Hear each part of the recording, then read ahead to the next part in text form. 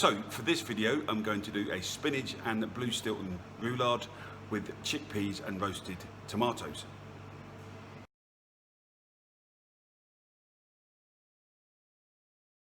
There are three main components to this dish: a spinach roulade, a bechamel sauce and the roasted tomatoes and chickpeas.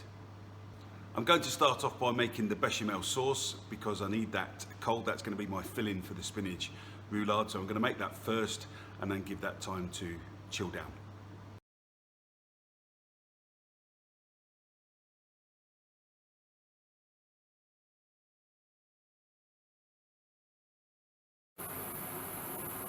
So in a saucepan I'm melting my butter over medium heat, and then I'm going to add my flour to make a roux before slowly adding the milk. For this bechamel sauce I want this to be slightly thicker consistency than normal.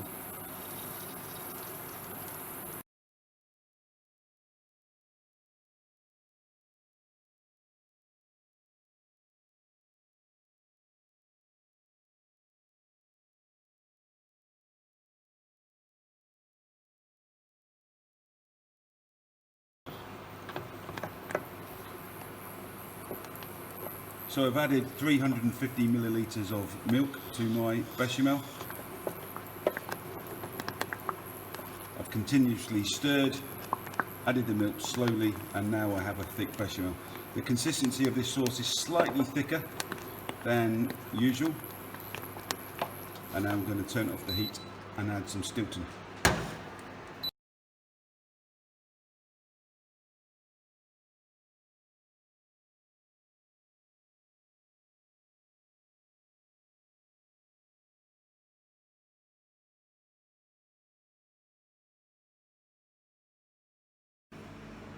For the roasted tomatoes, I've quartered 4 tomatoes, taken out the core, chopped up a garlic clove, a pinch of sea salt, and I've put a 1/4 teaspoon of chili powder, and I'm going to roast this in the oven at 170 degrees for 10 minutes. I'll then turn the oven down to 150 degrees and roast for a further 15 minutes. So for the tomatoes and chickpeas, I've roasted my tomatoes off, as you can see. I'm now going to add 225 mils of stock, 25 mils of white wine vinegar, add them to the tomatoes, and then I'm going to put them into a jug and using a stick blender, blend them down until blended fine.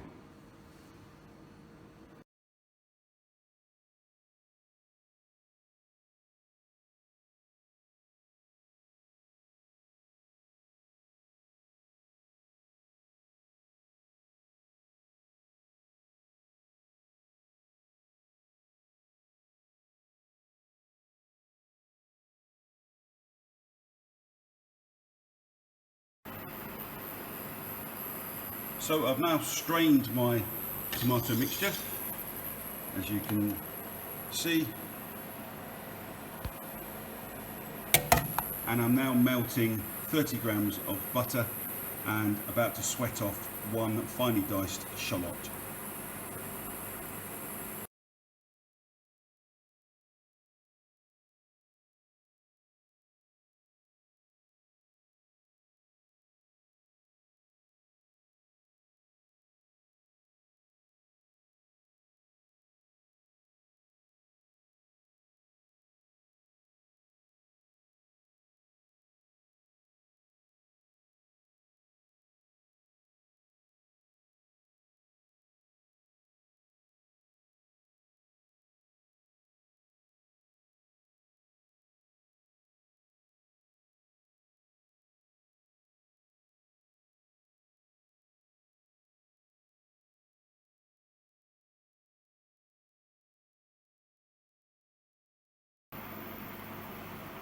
So to make the spinach roulade, I first need to whip the spinach. I've taken a frying pan, I'm melting 15 grams of butter. I'm then going to add 150 grams of baby spinach and wilt down. The spinach is in with the butter, and after 2 minutes that will wilt down and then cool.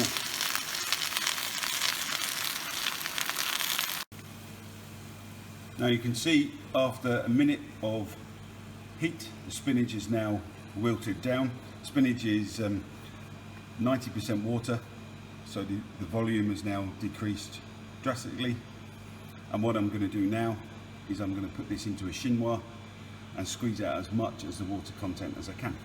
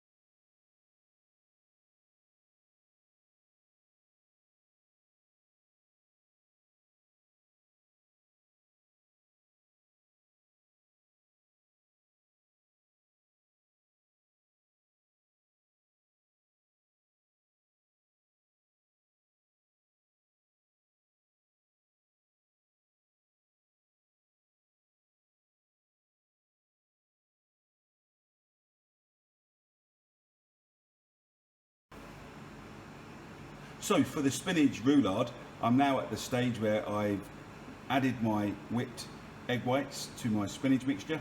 I've folded them in 2 stages, and I'm now about to place them onto a greased lined baking sheet and then place in the oven at 160 degrees Celsius for 12 to 14 minutes.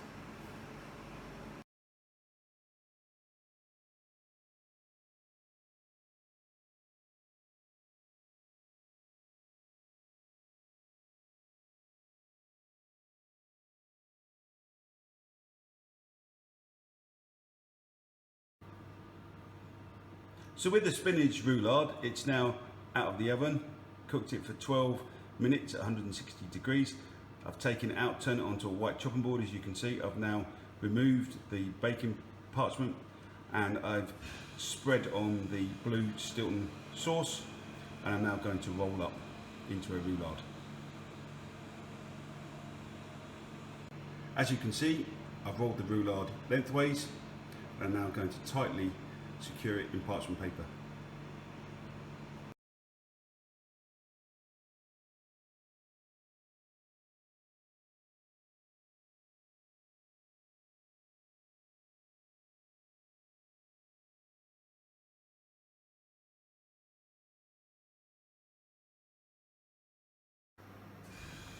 So for the garnish for the spinach roulade, I've got a handful of rocket leaves, 4 or 5 black olives which I've chopped up, 20 grams of pine nuts which I've toasted, and I'm going to mix all this together with a little olive oil, some balsamic vinegar, salt and pepper, and that is going to be my garnish to go on top of the roulade.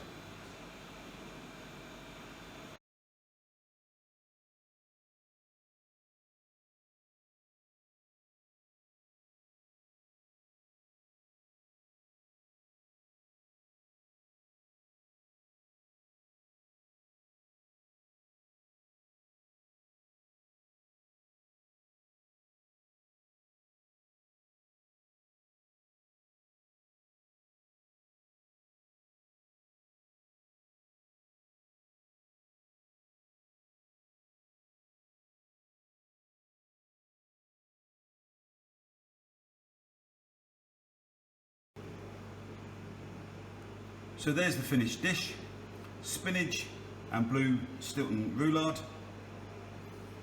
served with roasted tomatoes and chickpeas, and then dressed with rocket, olives and toasted pine nuts.